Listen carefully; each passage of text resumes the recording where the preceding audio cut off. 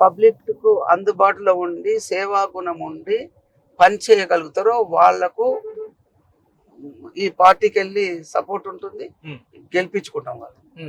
అంతేగాని కొత్తగా వచ్చిన పాతకు వచ్చిన నాయకుడు వచ్చిండు ఇంకో ఆయన రికమెండ్ చేసిండు ఏముండదు. No recommendations, nothing. నమ్మకం ఉందా క్లీన్ స్వీప్ చేయబోతారా కల్వకుర్తిలో మీ ఆధ్వర్యంలో? ఇప్పటికైతే ఈ రోజు as and today I'm very happy, people are very happy. Definite గా క్లీన్ స్వీప్ అంటే ఇప్పుడున్న ప్రజాస్వామ్యంలో అంత గర్వంగా చెప్పుకునేట్టుగా ఉండదు, చెప్పుకోకూడదు. నేనేం వ్యతిరేకత ఎక్కడ కనిపించలేదు. మీరు మాట్లాడండి, ఎవరు వ్యతిరేకత చెప్తారు? నేను ఏం అన్యాయం చేసినాను, ఎవరికేం ఇబ్బంది పెట్టినాను అది చెప్పండి. మరి మీరు అలా చెప్తే డెఫినెట్ గా 100% నేను మాట్లాడతాను. రాజకీయంగా సరే, రాజకీయ వేదికలైనా మీరు 2-3 పార్టీలు మారినప్పుడు సందర్భాలు ఉన్నప్పటికీ 2-3 ఏం మారలేదు, ఒకటేసారి బీఆర్ఎస్ నుంచి కాంగ్రెస్ సందర్భం ఉన్నప్పటికీ మీతో పాటు సెకండ్ క్యాడర్ ని ఎక్కడ డెవలప్ చేసిన సందర్భాలు ఉన్నాయా ఎమ్మెల్యే గారు అని అంటే ఏం చెప్తారు? అంటే అంటే అందరికి సపోర్ట్ చేస్తేనే మంచిగా అయ్యారు, సపోర్ట్ చేయకుంటే ఎట్లుంటాం? నేను ఒక్కరిగా నేనేం చేసుకోవట్లేను కదా, నేనేం చేస్తాను? నేను ఎమ్మెల్యే, నేను అంతనే తప్ప నేను ఏం ఆశించలేదు, ఇంకేం చేయట్లేదు, నేను ఇంకేదో కోరుకోవట్లేదు. నేను ప్రజలకు సేవ చేయడమే తప్ప వేరేది లేదు. నా దగ్గర ఉండే వాళ్ళు కూడా బాగుండాలని కోరుకుంటాను.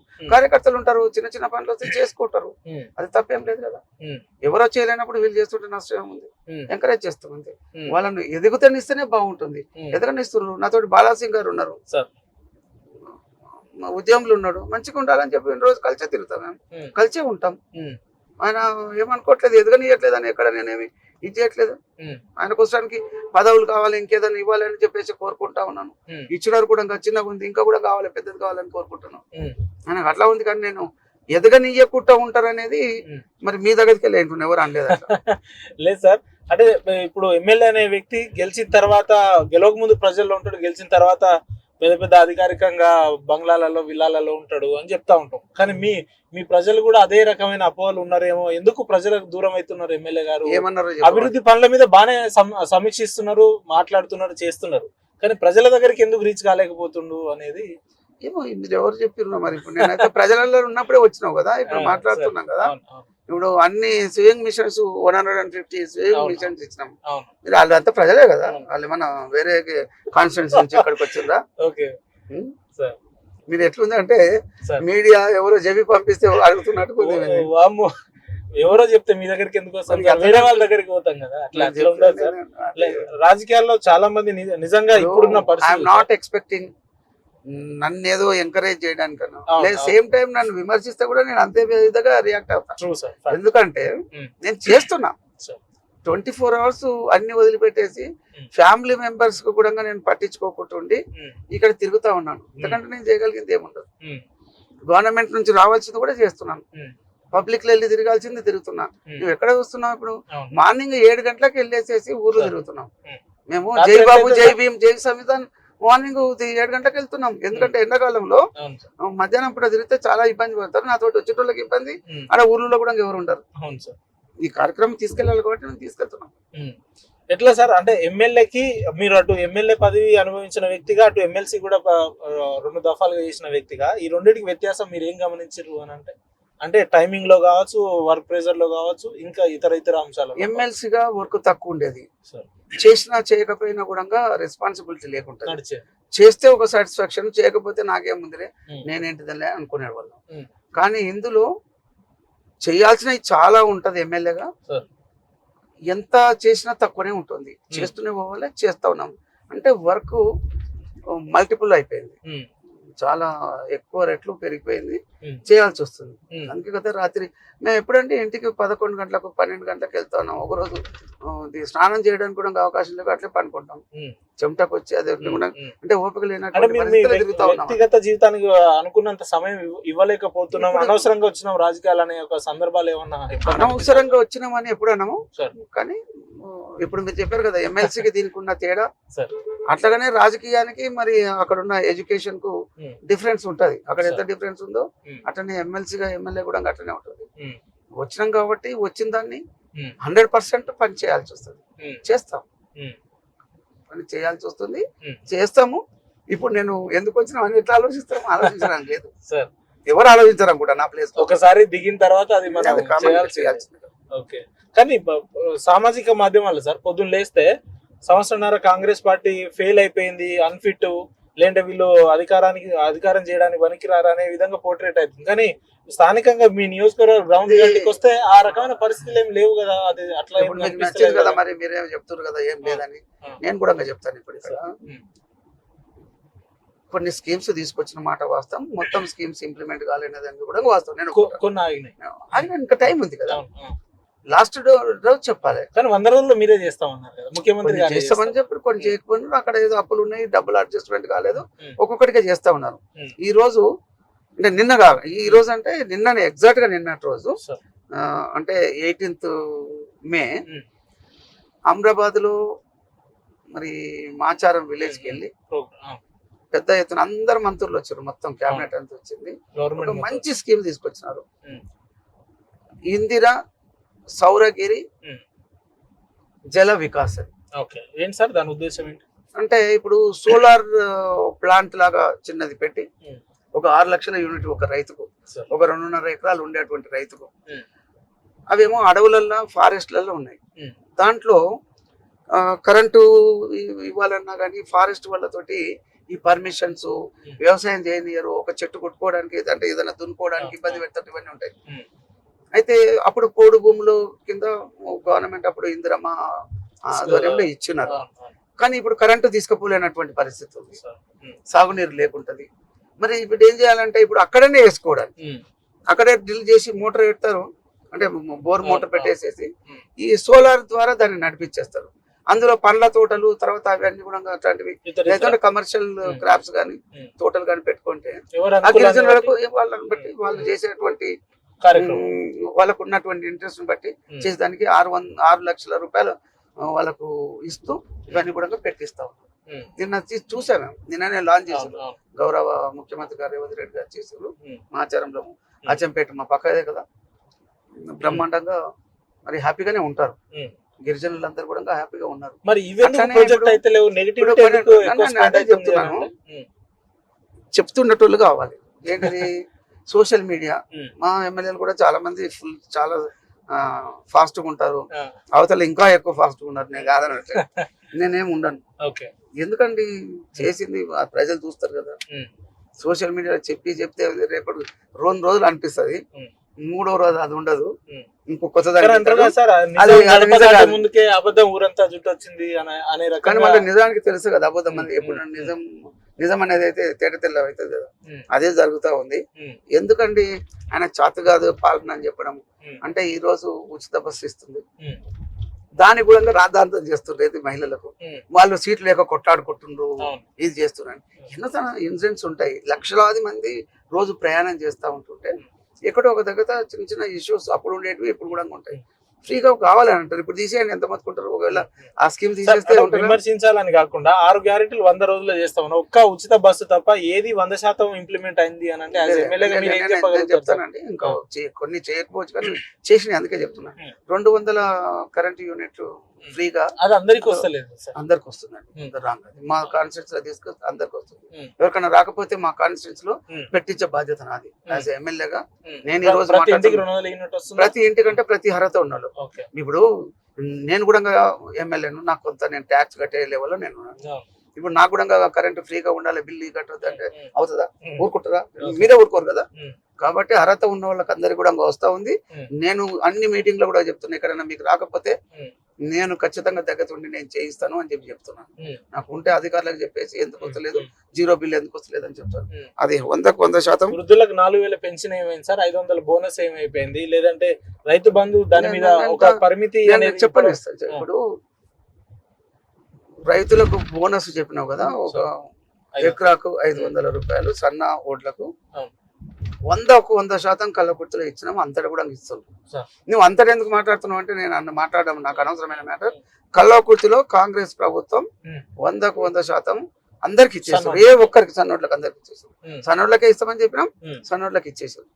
అది 100% ఎవరికి ఒక్కరు కూడా మిగిలిన అంతే తప్ప దగ్గర ఒడ్లు కొనిన పరిస్థితులు, ధాన్యం తడిచిపోయిన మీరు పోయి చూడండి. ఈరోజు వర్షాలు అనుకోకుండా వర్షం వచ్చినట్టు అయితే మరి అప్పుడు ఏమనలేము మనం. వర్షం వచ్చేస్తే సడన్ గా వచ్చింది అనుకో వర్షము, కొన్నిసార్లు తడిచి ఉంటుంటాయి. అది కూడా నేను కూడా మరి తిరుగుతున్నామని చెప్పడానికి ఇదే నిదర్శనము. అక్కడ సడన్ గా వెళ్తా ఉన్నా, ఆ కాంటలు పెట్టి ఉంటాయి కదా, కొలుస్తుంటుంటారు కదా, చూపుతా ఉంటారు కదా, అక్కడికి వెళ్తా ఉన్నాను. సంచులు నింపినప్పుడు అవి కూడా చూస్తా ఉన్నాను. తడిచినవి కూడా ఉన్నాయి, ఎన్నో విజువల్స్ ఉంటాయి, మీరు చూడండి. నేను వర్షం వచ్చినప్పుడు కూడా వెళ్ళినా. రైతులు దానికి రాజకీయాలు పక్కన పెడితే సార్, మీరు వ్యక్తిగతంగా మీ నియోజకవర్గానికి అభివృద్ధి చేయాలనే కంకణాన్ని కట్టుకొని ఉన్నారు. ఈ నేపథ్యంలో పార్టీ నుంచి వచ్చే కొంతవరకు వ్యతిరేకత మీ మీద కూడా వచ్చే అవకాశం, అంటే పార్టీ మీద ఉన్న కోపాన్ని కాస్త మీ మీద చూపించే రకంగా ప్రజలు ఏమన్నా రాబోయే రోజుల్లో? మీరు ఒక మాట చెప్పినట్టు అండి, పార్టీ మీద కూడా కోపం ఏం లేదండి. మీరు చెప్పినట్టుగా ఏంటంటే రుణమాఫీ అందరికి కాలేదనుకో, వాళ్ళకి అయింది నాకు రాకపోయింది నేనేం పాపం చేస్తే అనుకుంటారు జెన్యున్ గా ఉన్న వాళ్ళు. దాని టెక్నికల్ ప్రాబ్లం ఏముందో అది చేయాల్సి ఉంటుంది. 4000 పెన్షన్ వచ్చే నెల సంవత్సరం అయింది, దాన్ని సరే అది కొత్త వాళ్ళకు పెండింగ్ ఉంది. ఇప్పుడు అట్లా అంటే బీఆర్ఎస్ గవర్నమెంట్ లో కొత్త రేషన్ కార్డ్స్ ఇచ్చిన పాపన పోలే. ఈ రోజు అందరు కూడా అప్పుడు అధికారంలో మీరే ఉన్నారు కదా సార్, చెప్తున్నా కదా, నేను ఉన్నాను అందుకే కదా వెళ్ళి వచ్చిన మళ్ళీ. సన్న బియ్యం అందరికి ఇస్తున్నారు రేషన్ మీద, ఎవరికి ఇలా చెప్పండి. రేషన్ కార్డు ఉన్న ప్రతి ఒక్కరికి 6 కిలోలు, ప్రతి వ్యక్తికి 6 కిలోలు లెక్కన ఇచ్చినాం. ఇప్పుడు ఇంకా రేషన్ కార్డ్స్ ఇవ్వాల్సి ఉన్నాయి, అవన్నీ కూడా చేసి అవన్నీ ఇస్తున్నాం. అవన్నీ అయినాయి, ఇప్పుడైతే అయిపోయినాయి, ప్రాసెస్ లోకి వచ్చేసి కంప్లీట్ అయిపోతాయి. ఎట్లా సార్, గతంలో బీఆర్ఎస్ ఇచ్చిన హామీలు నెరవేర్చలేదని చెప్పి మీరు కాంగ్రెస్ లో వచ్చినా మాట్లాడారు కదా, ఇప్పుడు ఉన్న పరిస్థితులలో కూడా ఈ 6 గ్యారెంటీలు కావచ్చు, ఇతర అంశాలు కాంగ్రెస్ ఇచ్చిన హామీలు ఇవ్వకపోతే భవిష్యత్తులో బీఆర్ఎస్ కి ఏమైనా వెళ్ళే అవకాశాలు ఉన్నాయా? అంటే అందులో ఎలా ఇవ్వలేదు కదా మరి, మీరే అన్నారు. నేను రీజనే చెప్పలేదు, బట్ యూ సెడ్ దట్ అది ఇవ్వలేదు కాబట్టి ఇల్లు వచ్చారు అంటున్నారు. రీజన్ ఏదైనా కానీ మరి ఏముంది మళ్ళీ కూడా మరి. అంటే భవిష్యత్తులో కసిరెడ్డి గారు మీలాంటి వ్యక్తి రావాలి, మంత్రివర్గంలో స్థానం ఉంటది, ఇంకా భవిష్యత్ అవకాశాలు ఉంటాయంటే ఏమన్నా అప్పుడు కూడా ఉంటదని చెప్పారు. కానీ ఆయన మంత్రి పదవిలోకి వచ్చడానికి తర్వాత ఏదో స్వభావం అంటే సొంతంగా లాభం చేసుకోవడానికి రాలేదు, అవసరం కూడా లేదు. నేనున్నటువంటి దాంట్లో మంచిగానే బ్రతికినాం, బాగానే ఉన్నాం. స్వలాభం కోసడానికి పనిచేసే దానికి రాజకీయంలోకి రావాల్సిన అవసరం ఉండదని నేను అనుకుంటున్నాను. మీ నియోజకవర్గం నుంచి వచ్చిన స్టూడెంట్స్ కి మీ విద్యా సంస్థలో ఏమైనా స్పెషల్ కన్సెషన్ లాంటిది అటువంటిది ఏమైనా ఉంటుందా సార్, లేదంటే అందరికి గవర్నమెంట్ ఫిక్స్ చేసిన ఫీజే అది. ఇంజనీరింగ్ కాలేజ్ ఉంది, గవర్నమెంట్ ఫిక్స్ చేసినటువంటి ఫీ రెగ్యులేషన్ కమిటీ ఉంటది, దానికే ఫీజులు దోపిడీ చేస్తున్నారు, మీరు కూడా చేస్తున్నారు అని చెప్పి. అరే ఏమని పోయి చూడండి, మరి పోయి పిల్లల్ని అడగండి ఎంతెంత డొనేషన్స్ కడుతున్నా లేకపోతే ఏది చేస్తున్నారు ఏంటి అనేది. ఉన్న ఫీజు పే చేస్తే చాలు వాళ్ళు. నేను అందరిలాగానే, కానీ ఇది డొనేషన్స్ తీసుకొని చేసేంత లెవెల్లో మేము చేయమది, అవసరం కూడా లేదు. ఎందుకంటే మంచిగా ఉంది కదా, దానికి ఇంకా పబ్లిక్ ని ఇబ్బంది పెట్టి బీదులను పీడించాల్సినంత అవసరం అయితే ఎక్కడ లేదు. ఆ ఉన్న ఫీజు ఏదైతే ఫీ రెగ్యులేషన్ కమిటీ ఫిక్స్ చేసినటువంటి ఫీజు పే చేస్తే అదే పే చేస్తే చాలు. దాంట్లోనే నేను కన్సెషన్స్ అని అవన్నీ అడుగుతుంటే ఇస్తుంటున్నాం. ఎందుకు సార్, రాజకీయ నాయకులు అని అంటేనే ప్రచార ఆర్భాటాలకు ఎక్కువ, పనికి తక్కువ అని అంటారు, కానీ మీ విషయానికి జర పూర్తిగా భిన్నంగా ఉన్నారు సార్ మీరు. అన్ని అంటే మేము దాదాపు అన్ని నియోజకవర్గాల నాయకులతో తిరుగుతుంటాం కాబట్టి ఎందుకు ఇంత పనులు చేస్తున్నారు, అభివృద్ధి విషయానికి వస్తే శంకుస్థాపన అయిన ఈ ప్రాసెస్ లో ఉన్నాయని చెప్పారు, కానీ ఎక్కడ కూడా పెద్దగా మీరు బయట ఎలివేషన్ చేసుకోరా, మరి మీకు నచ్చదా ఏంటి? మీకు సోషల్ మీడియాలో పెద్ద యాక్టివ్ ఉండకపోవడానికి కారణం ఏంటి సార్? ఇప్పుడు ఇట్లా ఫోన్ ఉంది, ఇక దీన్ని తీసి ఇలా ట్రోల్ చేస్తే పోతానే ఉంటాం. ఈ ట్రోలింగ్ లైన్స్ అయిపోతుంది, దీని టెన్షన్స్ అవి నిజాలు లేవని తెలిసిపోయింది నాకు. అంటే ప్రతిదీ నిజం కాదు అనుకోలేము. ఏదైనా ఉంటే పిఐ వాళ్ళు చెప్తారు, ఏదైనా ఇంపార్టెంట్ ఉంటే ఏదైనా ఉంటే అసలు దాని గురించి పట్టించుకొని మైండ్ పాడు చేసుకోవడం మన అవసరం. మనము ఏదైతే ఫిక్స్ అయి ఉన్నామో తప్పు చేయకుండా సాధ్యమైనంత వరకు ఉండాలనేది నా ధ్యేయం. తప్పు జరిగితే దాన్ని సరిదిద్దుకోవాల్సిన అవసరం ఉంటుంది, మానవ సహజం. ఒకవేళ ఇక్కడ జరిగినా కూడా అట్లనే నేను కాన్ఫిడెన్స్ లో ఎక్కడ తప్పు జరగకుండా చూడడానికి ప్రయత్నం చేస్తాం. తెలియకుండా జరగదు, ఇప్పటికైతే కాలేదు, ఇక్కడ అయినా కూడా కవర్ చేసుకుందాం. ఆ దానికి ఈ సోషల్ మీడియాలో పెట్టి ఇప్పుడు రోడ్డు లేదు, వాళ్ళకి జనాలకి ఇబ్బంది అవుతుంది. ఓ నేను రోడ్ వేసినా, నేను ఎమ్మెల్యే వేసినా, సకల గుట్టవరకు ఎమ్మెల్సీ ఉన్నా అప్పుడు ఎందుకు చేయలేదు అంటాం మీ అటువంటి వాళ్ళు. ఇంకా అంతకు మొదలు ఎమ్మెల్యే ఉన్నా నీలాగానే ఇంకా నువ్వేంది అనేది అంటాడు. అవన్నీ ఉంటాయి కదా. అంటే సార్ మీరు చెప్పేది ఎట్లుందంటే ప్రచారానికి నేను విరుద్ధం అని అంటారు కదా. ఎగ్జాంపుల్ మీ నియోజకవర్గంలో మీరు ఎమ్మెల్యే గెలిచినప్పుడు ఎన్నో ఎల్ఓసీలు ఇచ్చిండ్రు, సిఎంఆర్ఎఫ్లు ఇచ్చిండ్రు. ఆ ప్రతిదీ కూడా ఎమ్మెల్యే అనే వ్యక్తి మేము కౌంట్ ఇస్తున్నాం అవుతుంది కదా. ఆ. అవును ఇచ్చినాము, ఇచ్చిన కానీ ప్రచారం ఇచ్చిన ఎందుకు వాళ్ళకి బయటికి ఇచ్చినాం. వస్తలేదు అనేది. నేను ఏమంటున్నా అంటే వేల కొద్ది అప్పుడు ఇచ్చినాం, ఇప్పుడు కూడా ఇస్తా ఉన్నాం. వాళ్ళందరూ అట్లా ఉండే కదా, నాకు వాళ్ళు ఓటు వేసిండ్రు, గెలిపించిండ్రు కదా. ఇప్పుడు కూడా నేను అదే చెప్తున్నా, ప్రచారానికి పెట్టే ఆర్భాటం కంటే మనం పని చేస్తే చాలా బాగుంటది. ఓకే. ప్రజలు గుర్తుపడతారు, ఉమ్. వాళ్ళు విజ్ఞులు, వాళ్ళు ఎప్పుడు ఏం చేయాలనుకుంటే అది చేస్తారు, వాళ్ళకి తెలుసు. వాళ్ళకి తెలుసు, చేస్తారు. ఉమ్. కాబట్టి మినిమం తెలిసే విధంగా మీరు చెప్పేది ఒకటి మాత్రం నమ్ముతా నేను, సరే. మినిమం ఏదైతే వెళ్ళాలో అంతవరకు మనం Basic తీసుకెళ్ళి వెళ్ళాలి. కానీ information. దాన్ని ఓవర్ చేసి టూ మచ్ చేసి ఉమ్. అబ్నార్మల్ గా తీసుకెళ్లాల్సినంత అవసరం అయితే లేదు. ఉమ్. దానికి టైం వేస్ట్, ఉమ్. మనీ కూడా వేస్ట్. ఉమ్. అలాంటి పరిస్థితుల్లో ఉమ్. తీసుకెళ్ళొద్దని అనుకుంటా. ఉమ్. ఇప్పుడు ఈ రోజులలో ఏంటంటే అబద్ధాన్ని 100 సార్లు చెప్పి నిజం చేసేదానికి ప్రయత్నం చేస్తుంటారు. సరే. అది నాతోటి కాదు కదా. ఆ. అంటే మీరు ఎప్పుడన్నా ఆ రకమైన సిచ్యువేషన్ సందర్భాలు ఫేస్ చేసిరా సార్? మీ మీద ఉన్నది లేదంటే జరిగినట్టు అట్లా. ఇప్పుడు మీడియా ఎట్లుంటుంది ఒకటి చెప్తాను ఎగ్జాంపుల్. సరే. నా సర్నేమ్ కస్టడీ. సరే. అక్కడ ఆయన ఎవరో ఏంటో తెలియదు, ఆంధ్రలో. ఆయన అసలు యాక్చువల్ గా కసిరెడ్డి రాజ్ అనేది ఉంది, కసిరెడ్డి రాజ్ అని. ఆడేదో లిక్కర్ దాంట్లో ఏదో ఉన్నాడట. అయితే నా ఫోటో పెట్టేసి ఒక ఛానల్, సరే వాళ్ళు రెక్టిఫై చేసుకుని తెలియక చేసిండు, ఎవరో ఇలాంటి వ్యక్తులు తెలియక చేసిండు, తెలిసింది తెలియదు. అయితే ఈ కసిరెడ్డి అంటే ఎవరు ఉన్నారు, నేను ఉన్నాను. పేరు కొట్టగానే మీ పేరు, నా ఎప్పటి గన్మెన్లు, నేను కార్లో దిగింది ఎప్పుడు ఒకసారి ఫోటో ఏమైనా కొట్టాలని ఉంటాయి కదా, అది తీసి అట్లా పెట్టేసిండ్రు. నాకు ఎవరో ఆంధ్ర నుంచి ఫోన్ చేసి అది పెట్టిండ్రు అన్నట్టు. ఏంటిది ఇట్లా అయింది, ఏంటిదంటే నేను మీరు ఎందుకున్నారు, ఇక్కడికి ఎందుకు వచ్చారు, ఇదేంటంటే ఏంటి అని చూస్తే అది మొత్తం వీడియో అంతా చూస్తే బ్రహ్మాండంగా పెట్టేసారు. అంతా కసిరెడ్డి రాజ్ ఏదో చెప్పేసారు, ఏమేమో మాట్లాడేసారు. ఫోటోలు మాత్రం ఫిగర్ నాది పెట్టేసారు. ఏంటుంటది ఇంకా ఈయననే అనుకుంటున్నారు వాళ్ళు. మళ్ళీ నెక్స్ట్ డే పాపం ఆ ఛానల్ వాళ్ళు ఇది కాదు పొరపాటున చేసినామని చెప్పి కూడా వాళ్ళు ఇచ్చుకున్నారు. వాళ్ళు ఏంటిదా నన్ను ఇట్లా చేస్తారు, ఇదే వాడిని అంటే. ఇప్పుడు అట్లా ఆర్భాటం అంతగా తొందరపడి సోషల్ మీడియా ఈ ఛానల్స్ కూడా అట్లా కాదు, బాగా వచ్చేస్తారు.